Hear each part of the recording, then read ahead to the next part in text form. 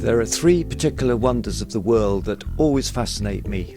One is how aeroplanes fly, the second is the law of attraction, and the third is how wood is held together by glue, and that's based on the second. We tend to take so much for granted. Well, before I get stuck into the world of gluing wood, let me show you something I made earlier. Well, back in 1987 actually. It's a little wooden casket involving some fairly tricky cabinetry. It's entirely made by hand. The drawer has traditional lap dovetails at the front and also tiny through dovetails on the rear. It's a project I designed for some of the most talented furniture making students in these islands. I also added my own signature with a joint I designed that lies somewhere between a lap dovetail when you look at it from above and a through dovetail when you look at it from the side. It's then echoed in the carcass pinning below. Well, of course all this has to be glued up carefully, and I recall using Cascamite, which has an open pot time of around 20 minutes, giving plenty of time to set everything up in clamps. Well, today we're spoiled by advances in glue technology with long open times and short clamp and cure times, and it's probably true to say that Titebond is one of the very best available. This brand covers a good range of really excellent glues that I've been using for a number of years now.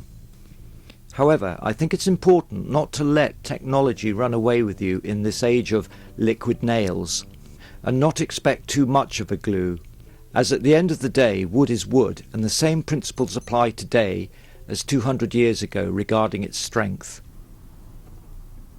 I'm going to focus on end grain gluing as this pushes a glue to its limit, but let's first look at the way wood is connected and how glues work. Wood configurations generally conform to L, T and X joints, and also extended joints. Each configuration has a family of joints such as butt, dowel, halving, and includes some clever modern machine joints using a router, which I cover in my DVDs.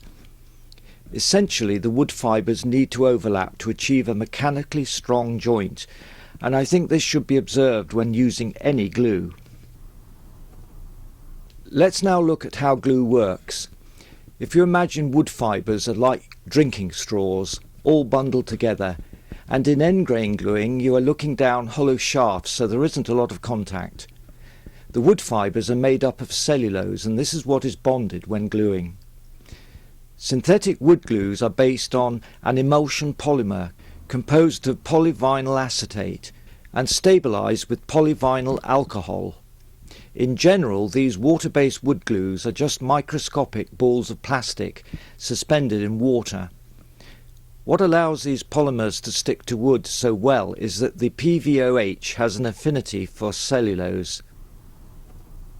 This attraction, coupled with the strength of the PVA polymer, makes for a very strong bond. So, returning to the gluing of wood, the strongest bonds surely will be where the contact with cellulose is greatest. So that will be in fibre overlap, and that could be along the grain and across the grain. The weakest bond will be on end grain, and most woodworkers know intuitively that when you smear glue on the end grain it can quickly become sucked into the fibres. Think of the ends of those drinking straws. I've always applied glue to both end grain surfaces, but I have to say I would never rely on just the glue for a permanent bond, especially in structural work such as furniture.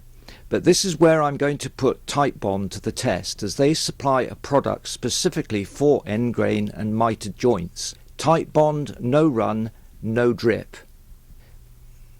Titebond state that the application should be low stress, so this is important to observe.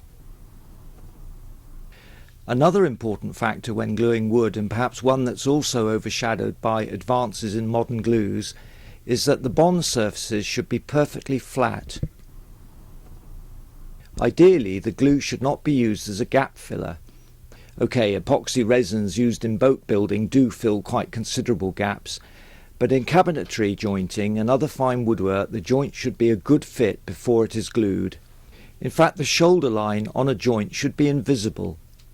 Disc sanding the end grain can ensure perfect flatness, and the rule is always to work to a squared line or ensure the machine sander has an accurately aligned fence stop.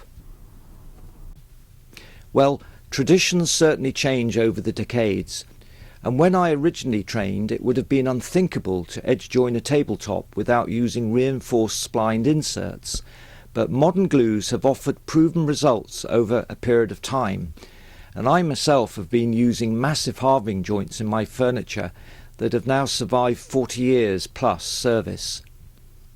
But gluing end grain without a mechanical reinforcement such as dowel inserts is, in my opinion, risky practice, and although I'm conducting some practical strength tests to reveal in a future video, scientific tests have already been done to demonstrate that a glue such as this one, and probably the best on the market, is stronger than the wood itself.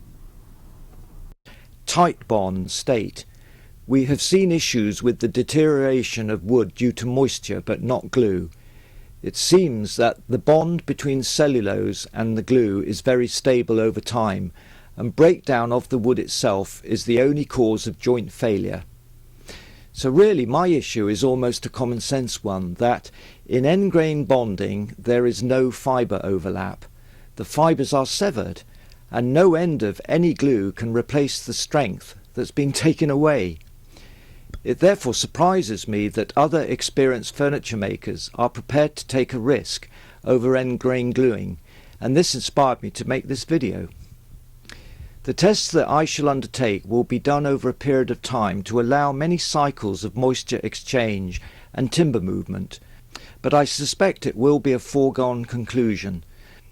So my advice here is to pass on what I indeed learned 50 years ago: avoid end grain gluing as it is weak. Again, Titebond state: Titebond no run no drip is designated for end grain gluing and only for decorative jointing. Mechanical fastening or interlocking joints are preferred and required for stress bearing joints. Well, as much woodworking is structural, it's surely best to play safe. After all, adding mechanical strength can be quite quick and easy using the router, and especially if you purchase a copy of one of my DVDs. One in particular covers wood jointing comprehensively. Well, I started by doing 2 simple end grain glue tests using Titebond 3 and also Titebond no run no drip, but I need to wait a week for a full cure before testing them. So please watch this space for my results.